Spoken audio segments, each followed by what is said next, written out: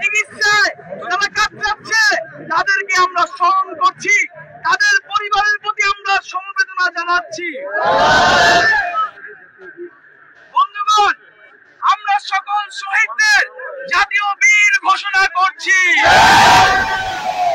এই বাংলাদেশের জনগণ যুগ যুগ ধরে এই সকল শহীদদের স্মরণ করে রাখবে। আজকে আপনারা যারা এখানে উপস্থিত হয়েছেন, এই বিপ্লবী সংগ্রামী ছাত্র নাগরিকদের আমরা অভিনন্দন এবং সাধুবাদ জানিয়েছি। বিজয়ের আমরা ডাল প্রান্তে এবং বিজয় আমাদের অনিবার্য। বলেছিলাম বিজয় এবং একমাত্র বিজয়ী আমাদের গন্তব্য হবে, কিন্তু এই বিজয়ের ডাল প্রান্তে এসে আমাদেরকে কিন্তু সচেতন থাকতে হবে। আমাদেরকে যাতে কোনোভাবে আবারও বোকা বানানোর কোনো পায়তারা না করা হয়।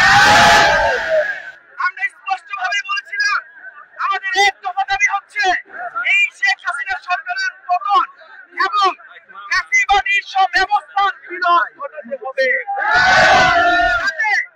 এমন একটি বাংলাদেশ, এমন একটি রাজনৈতিক বন্দোবস্ত যেই বাংলাদেশে আর কখনোই স্বৈরতন্ত্র এবং ফ্যাসিবাদ ফিরে আসতে পারবে না।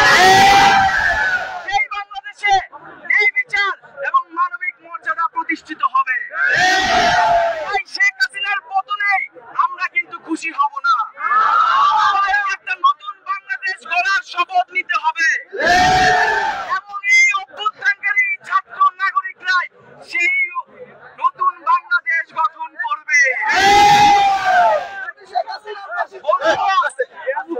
আমরা বলছি যে শেখ হাসিনার সরকার, তার মন্ত্রী পরিষদ, তার সংসদ সবকিছুকে বিরুদ্ধ করে দিয়ে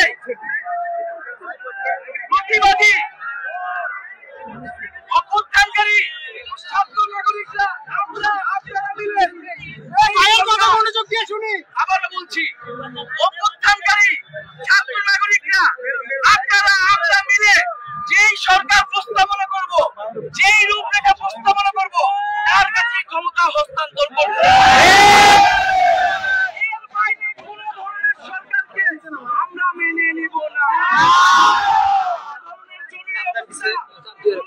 মিলিটারি শাসন, কোনো ধরনের গণবিরোধী ফ্যাসিস্টদের দালালদের সরকার আমরা মেনে নেব না। আমরা খুব অল্প সময়ের মধ্যে অভ্যুত্থানকারী ছাত্র নাগরিকদের প্রস্তাবিত অন্তর্বর্তীকালীন জাতীয় সরকার ঘোষণা